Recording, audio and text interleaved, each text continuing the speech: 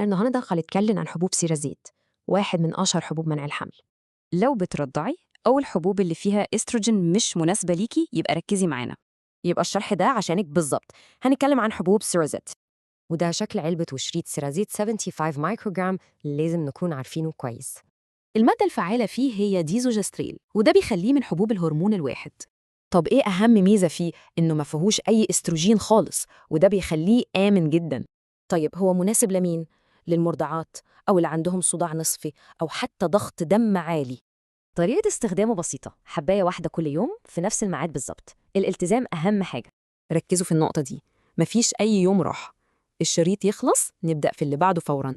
طب افرضي نسيتي حباية وعدى أكتر من 12 ساعة، إيه اللي بيحصل؟ هنا الحماية من الحمل بتقل، ولازم ناخد بالنا كويس قوي من النقطة دي. التصرف السليم، تاخدي الحباية أول ما تفتكري مع وسيلة منع حمل إضافية لمدة يومين.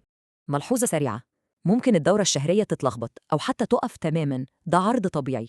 وده أهم تحذير، لازم يتاخد تحت إشراف طبيب، خصوصاً مع أي أمراض مزمنة. لو حابين نتكلم عن وسائل منع حمل تانية قولوا لنا في التعليقات، وما تنسوش اللايك والشير.